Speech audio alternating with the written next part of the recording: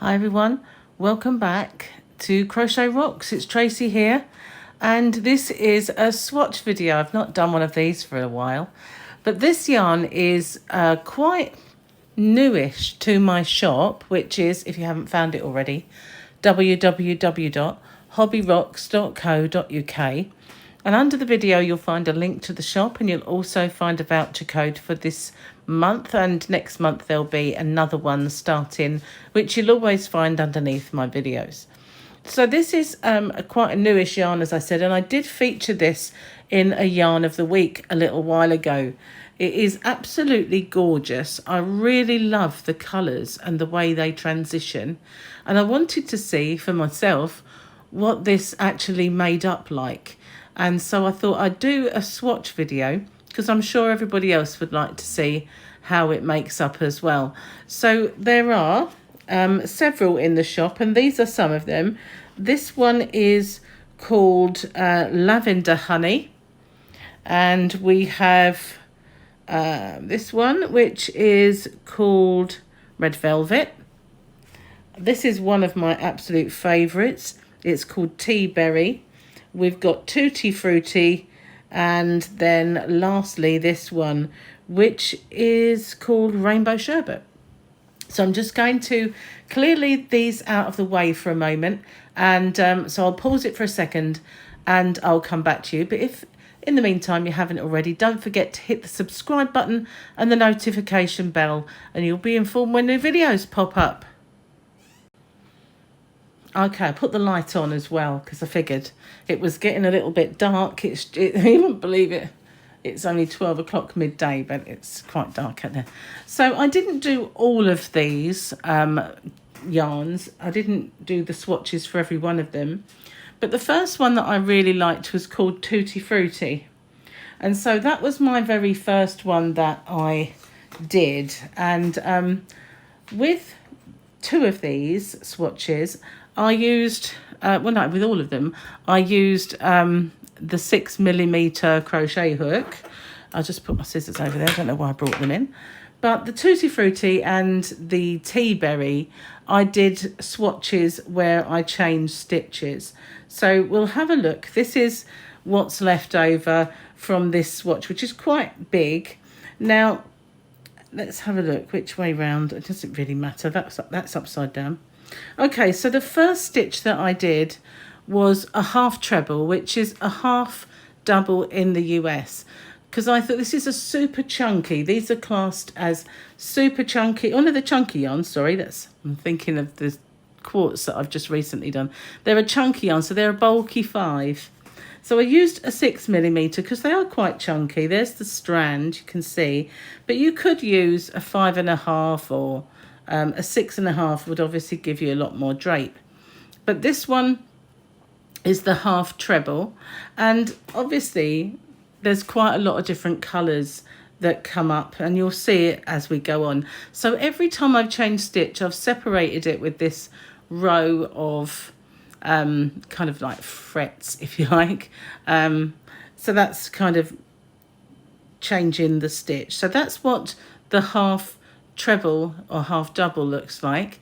So this stitch then is just a double crochet in the UK, which is a single crochet in the US. It does obviously produce a denser material at the end, so you might, if you are using for this, you might want to go up a hook size. So then I made another set of holes, and this stitch I thought I would show it with a stitch you might likely do. So this is a moss stitch, and I think it looks absolutely gorgeous in the moss stitch.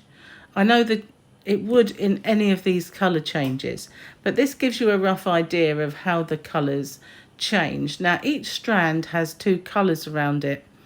Again, we've got the row of holes, and then just at the end I decided to do a UK treble, which is a double crochet in the US. So you can see all the beautiful oranges and yellows come through, and then at the end of it we're starting to get the same colour that we started with. So that's kind of all of the colours within the ball. We start off with the yellow and blue, and it all transpires. This is my favourite stitch, I have to say, with the whole thing. And then we come back to where we started. So that is the Tutti Frutti, and I really love that one. It was my favourite initially when we started off. So let me tell you a little bit about it then. I think this is Tutti Frutti. Yes, it is. Here it is. It's absolutely gorgeous to look at, isn't it? It is fantastic. So for 100 grams, you will get, is that approximately 160 meters? They don't give you yards. It's 100% acrylic, machine washable to 40 degrees. And it is really lovely and soft. So then my next one I decided to do was the tea berry, because as everybody knows, blues are my favourite, and obviously it's the same dimensions and everything else as before. Again, that's what's left of the ball. So we'll start again. This was the beginning, and was beautiful. I'll turn it round because I know it hasn't, it's just going backwards and forwards, so it doesn't really have a front and a back, but I always think the one that starts on the right side is the front. But at the beginning, it has a kind of a two-tone, very subtle two-tone blue that you can't really see so well. It does look more yellowy on here, but when you're working with it, it really did shimmer. And so then it progressed to a lighter colour after we got through the two-tone kind of blue.